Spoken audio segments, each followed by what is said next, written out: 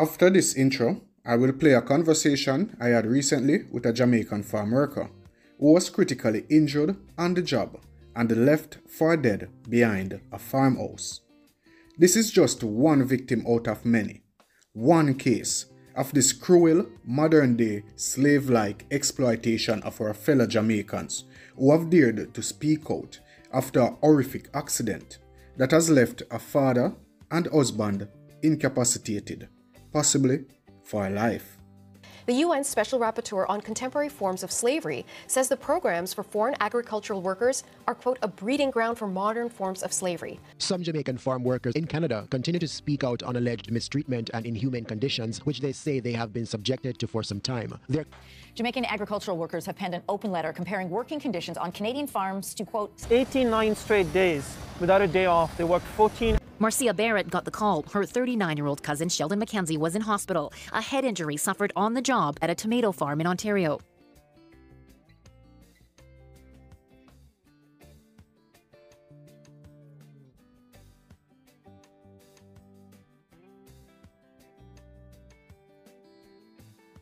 A harsh reality lurks beneath the Seasonal Agricultural Worker Program, otherwise known as SAWP, which is impacting Jamaican laborers.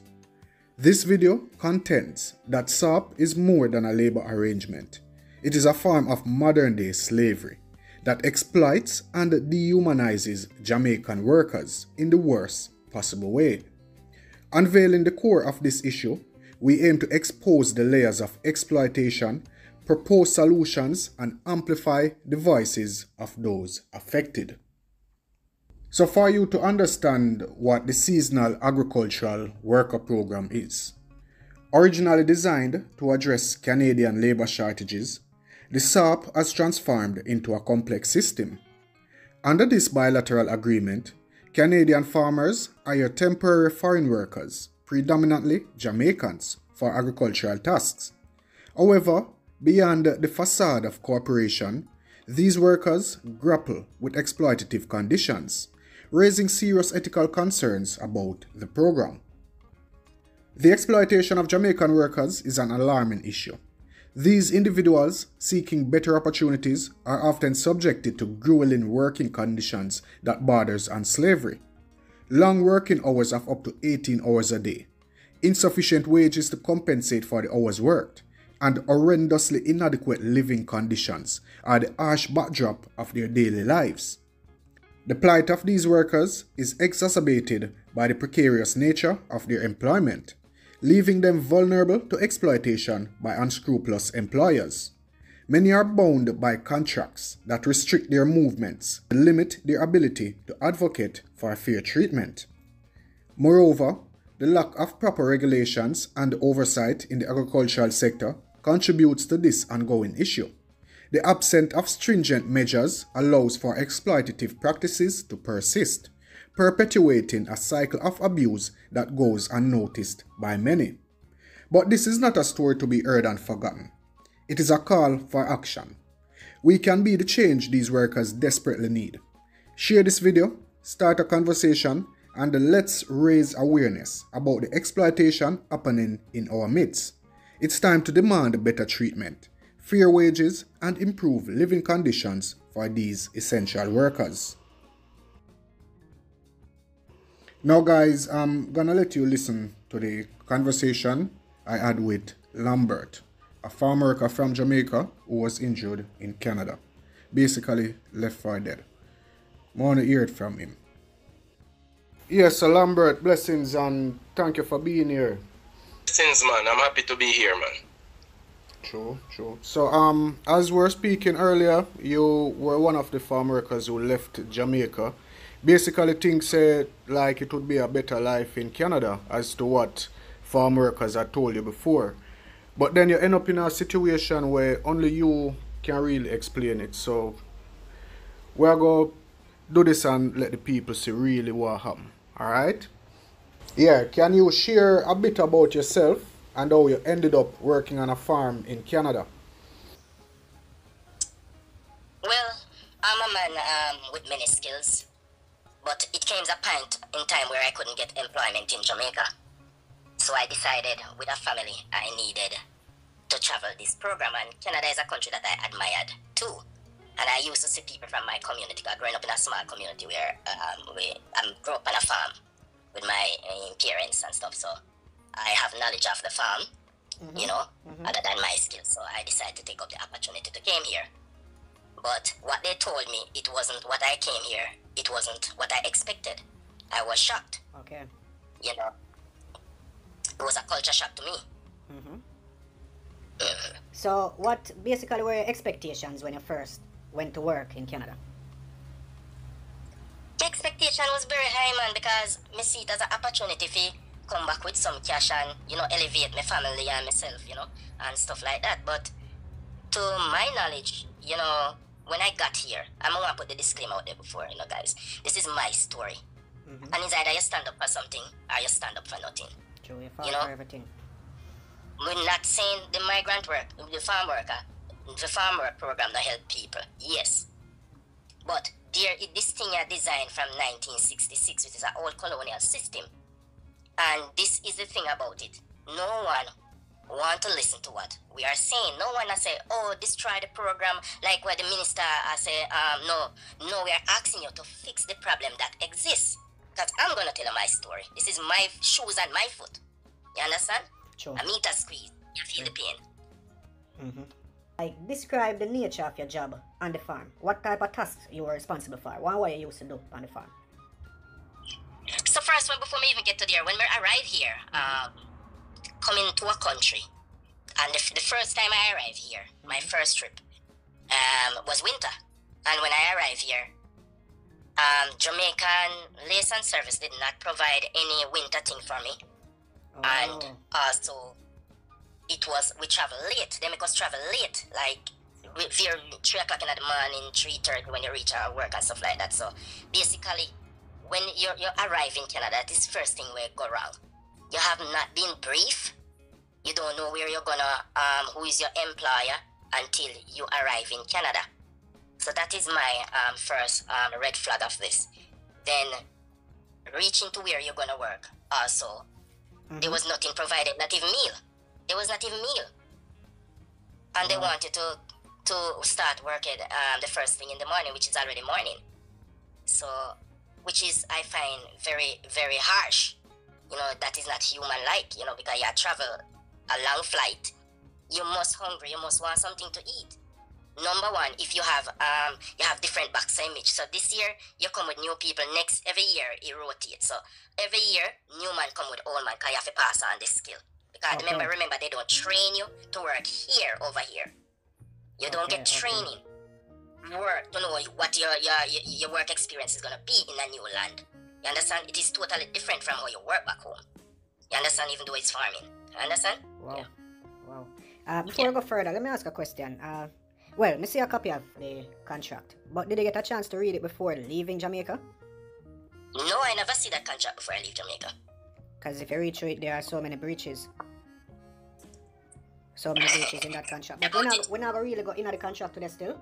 Basically, we are focused on the incident leading up to where you are right now. You know? So, what really happened? How the incident occurred? You can give me a little down low as to how everything happened? Well, it's like you work in the field a day, you work in the packing house at night.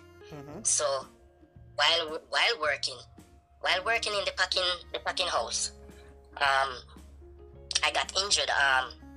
One of the bin fell on me. Wow. And I was unconscious.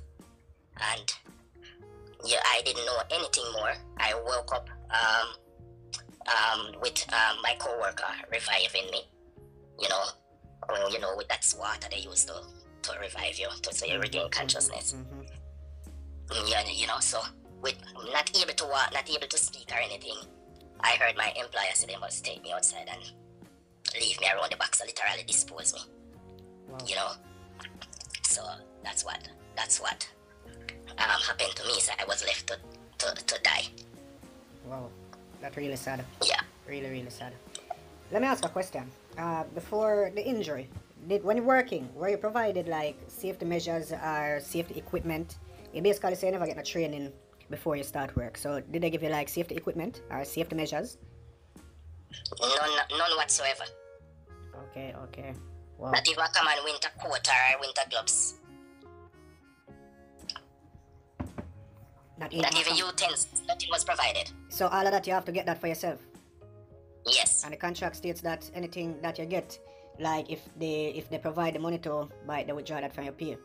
And when I talk about the pay, it seems as if they breach the contract in so many places, even in regards to the hours that you're supposed to work. People working up to 18 hours when the contract strictly says the person's supposed to work 4 hours. That's the only amount of hour we see. So it seems it should have been a shift program. You know? But as we say, we're not going to the contract today. We're getting at that in our next video. What happened immediately after the incident? What happened in the incident? Yeah, immediately after. Well, you know, how your employers respond to the situation? Them like support you, give you medical help, or? Remember, me say I was left to die, so it's a miracle while I'm here today. Okay, so how you got to the hospital and all of that? That's what I really want to get to. The immediate aftermath after the incident. So you don't allow to take your phone to work, but I disobey that rules and law, and I take my phone. So I managed to call the ambulance. Don't ask me how I did in an unconscious state. I don't know. Wow. That's the big man job. The big man upstairs helped me with that.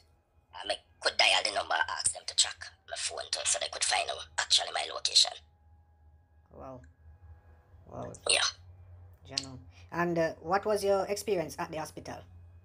Because you're never able to communicate because you did basically incapacitated, unconscious. When you wake up and think, what was the experience? Did they treat you like a normal patient or because you was a farm worker? Well, you know, what was the experience? Well, to tell you the truth, I've never received this treatment going to a doctor before or a hospital in Jamaica. So basically when I wake up, I was on the hospital bed and I saw the stuff them on me and stuff. And after that, I didn't remember getting any painkiller. So I managed to ask for 2, which I got, and they discharged me the same day.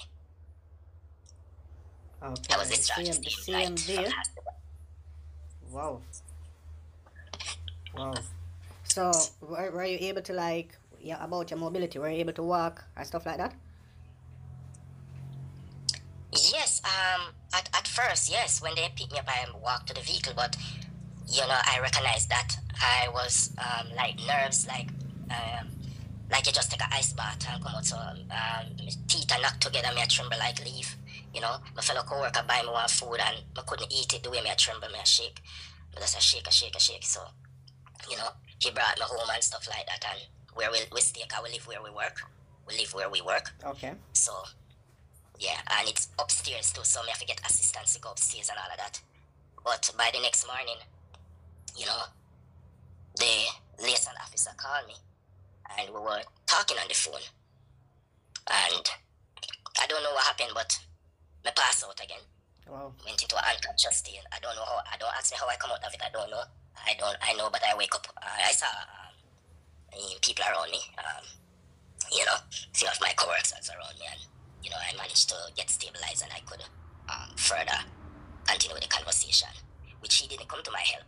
He said I must tell them that I want to go back to the doctor, which they refused, of course. Because that you have to take bad things with laugh, because I cry so much that's, me not even want to cry now, honestly. Yeah. So this continued for 3 days. 3 days. Before I get assisted back. Before we go further. Doctor, which look like that doctor take action, because after that day, the relevant authority contact me and started to work. Okay.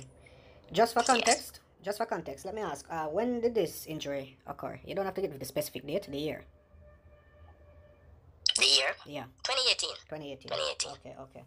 And how this incident affect your employment status so far? Not able to work, man. It left me impaired. Wow. Well, because you say you walk to the vehicle, people will think that you're still mobile and can move up and down and them things. Is it? So can you explain a little bit more as to what happened after? What caused you to be incapacitated now and can't get for work? Well, based on the injury I receive, I'm not considered to work, considered impaired, can't drive, can all of those stuff. Okay. All those license and all of those stuff has been taken away. Oh, So, I kind of understand. yes. You get the injury and you get up and it's like everything. Like when we get one lick and things, everything all right, but 2 days time it start affect we. I kind of understand. Yes. So they as things as the time go by, the injury get worse. So at first you feel like it was just a knock and we were just going into unconscious, but as we go on, assessment done, you find out say back, your spine damage, your hand damage, your neck damage, and all of these stuff. And it develop, especially in a cold country, it is more difficult when you're injured here. So So I still have some mobility, so let me put that disclaimer in here. I still have some mobility, but I'm not able to work. Okay. You receiving any support or assistance for your day-to-day needs? Well, I started receiving some now, but before it started, then it stopped. But now I have the relevant things here to assist me. But where the health medical is concerned, it is very difficult still because your health, everything expires the 15th of December. So when those things expire, you pay into the system like a regular citizen. Yeah, I see that in the contract. Yes, but you've been denied and exempt from everything else. You can't access healthcare and all of those stuff without a health card. Okay. So basically you pay for all of those stuff while being a farm worker, still not receive the benefits of your payments, but if like you get injured, I think they remove you from the program immediately. Yes, they if you refuse, like in my case now, and many other people case that sustain an injury like you can't fly. So immediately the liaison officer still try to get you out of the country, which you pay to protect you. Instead they try to get you the necessary help you need, they still try to go behind the doctor's order and try to get you home. If you don't leave, they send down the AWOL form that you're AWOL. So that means you got AWOL, you're running off for the program. Because they don't want to be held accountable for you, yes. So you've been blacklisted from the program and that's it. They're done with you. Basically another breach of contract, because the contract said the person, if it states that for medical, the person can be returned to their country of origin for medical reasons, or like if you walk off of the program. Except in cases where the person like you have a letter from your doctor say you can't fly, or you have to stay in the country for medical reasons. They're not supposed to go beyond that. So being the fact that your doctor tell you not to fly, your liaison officer should not tell you, say, they want to bring you back to Jamaica. You understand? Because maybe you would have passed out on the plane. That was all, listen, it was all outlined to the liaison officer what can happen to me. It wasn't from my mouth. So that's a breach of contract right there, you know? Yeah. So, with all of this, have you been in communication with your family back in Jamaica about the situation? Yes, and it has impacted my family a lot because I'm a family man, so you come back home, you affect your children psychologically and socially and I kind of alley, you understand? You affect your children, them, and you affect everyone, that were a part of your life. Your life has never not been the same since because you are injured, and I'm speaking to even the man them that return back to Jamaica with their injured as well. Some of their partner do not stick around because the moment they recognize that there's nothing for them, they're just being discarded as trash. True. Don't recognize that you're injured, which is so wrong. We all sign up to come on a legal program, which I find is exploitation at the highest level. Because if you've been denied an exempt from basic human rights, your employer control every movement. That is when a person controls every move. Slavery. Okay. But a modern slavery. So reading through the contract and reading other persons and reading other people's experiences and listen to your plights, the way you go through.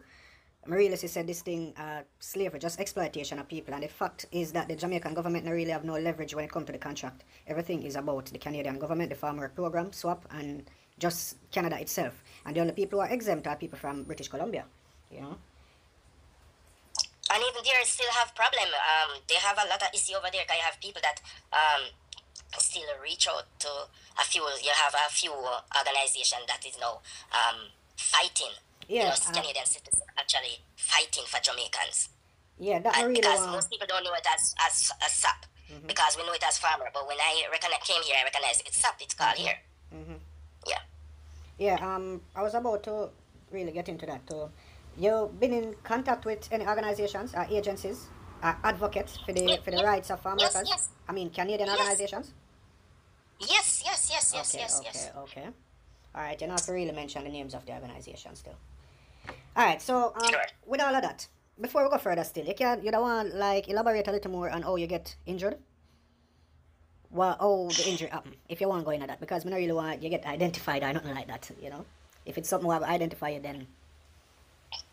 Well, on a good day, I would tell you that I don't care, though, because sooner or later, you know, in just that, for right now, I can't publicly declare certain stuff. So Okay. I will withhold certain stuff. But I understand. sooner or later, everything will be public. You know, everything will be public. But, you know, all right. So, yeah, work. So while working, the summit hit me. You know, Okay. fella hit me. So, and I wasn't walking around or anything. You know, yeah, me doing the work. You know, me don't go feel when the thing, you know. I understand. That's all I remember, you know. And then everything went dark. Yeah, Okay. everything went dark. Alright, in the future we can really go into the detail. We're not going into detail today as to what really it was or stuff like that. You know? But Yeah. with all of the things we are going with farm workers, do you think there's enough support for injured workers like yourself? And what changes you really want to see? Let's put it out there. Well, I must highlight this, and I'm highlighting this to the Prime Minister of Jamaica and the Minister of Labour. Prime Minister and the Labour, Colonel Charles Jr., I think his name. Well, there's not enough support for injured workers that come on this program. And I'm going to say zero. There's no support for us. Because the same people that they employ come here that we paid to take care of us, they join with our employers instead of to see, make we get the medical treatment that we need, just to get you home. And when you get home, it's done. So what I would like them to do is stop ignoring what we are saying. Because we are living this, we are sleeping it. You know how heartbroken it is to be taken away from your family, just like how they used to do it back in the days in Africa. And you can't see your family again. You know how hard that is? The only person who wouldn't touch by this is a person who don't have any heart. You can imagine I signed up and I pay out of my pocket to come on this program, and this program leave me stranded when I needed them the most. Who does that to their citizen? Which country do that? I just saw the advisor is to Jamaica. So Jamaica should take that as a wake-up call to say, listen, the same way they can take action to us, we must see that we take action for our citizens to protect them by any means necessary. This program has been founded too long. 1966, 53 year, Virgin, and you tell me say 2024 is still operate on that system from that years. So many years, nothing has changed, and this is only right. We're not asking for what we don't deserve it. We're asking for what we well deserve. Fix the program. Fix it. Take a team, look over it, read over it, and fix the thing and stop ignoring it. Stop saying, oh, it is good, it is rosy. It is not. It is not. Would you like I come home and take your family and send them off to a place where you get dirty water to drink and all of those stuff, and then you say, oh, it is rosy? Mind you, there's good farm here too, but they are so bad. And they look like the bad outdo the good. True. If so many migrant workers are dying and injured, that means the bad outdo the good. So this program should be looked at, revamped, and built. True. Rebuild it. Everybody is benefiting. Everybody is benefiting. It's a breadwinner for everybody. The government, the person who will come.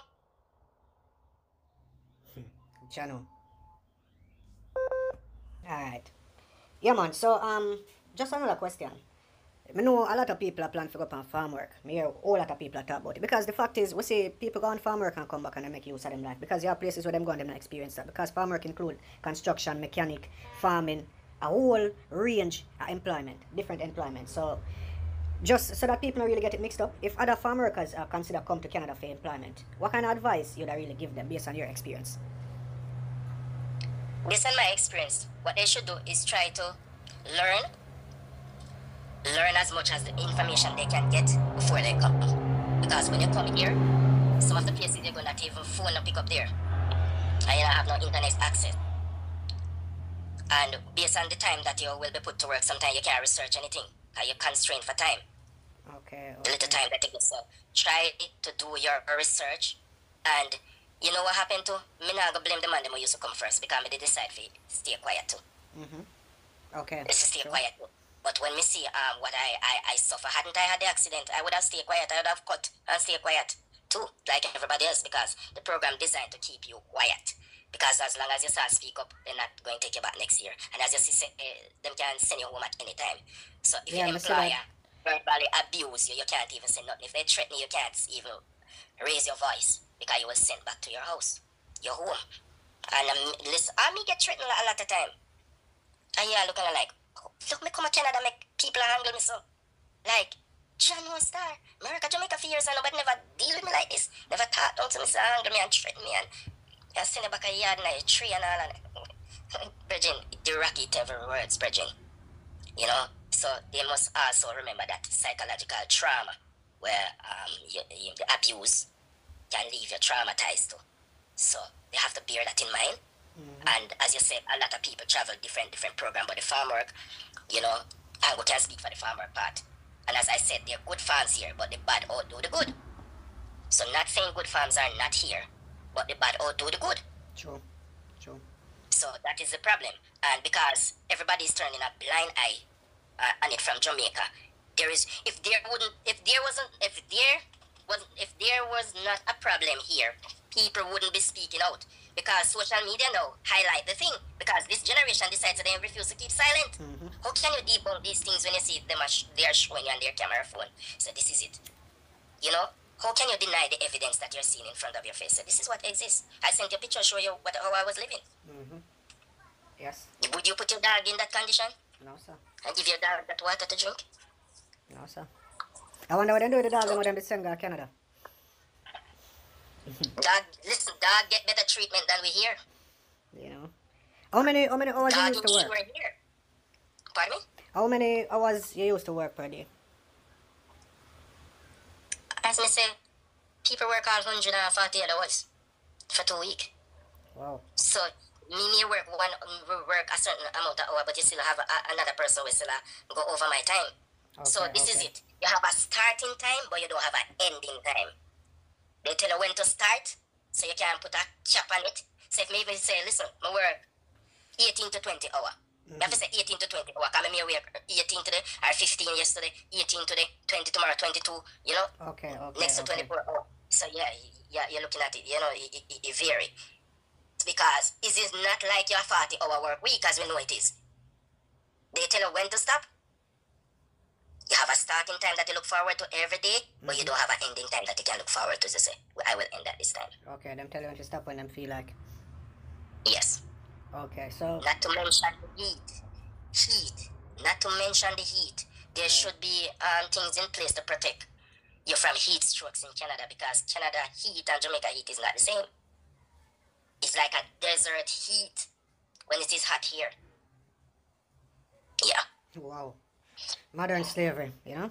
Anyway, because YouTube really want people to really understand what happened. Yeah, we don't really want to stretch it out a certain way.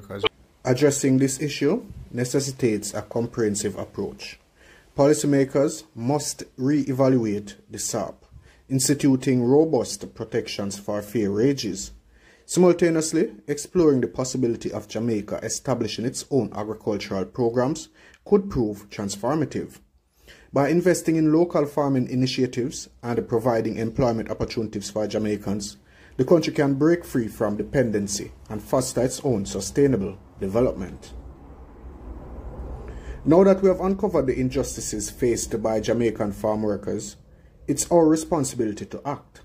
Their voices must be heard beyond the fields, reaching policymakers and citizens alike. Let's advocate for a thorough reassessment of the SAWP, demanding stronger protections and fair wages and living conditions for these workers. Their fight is a call for collective action to rectify this systematic abuse and exploitation. Thank you for watching.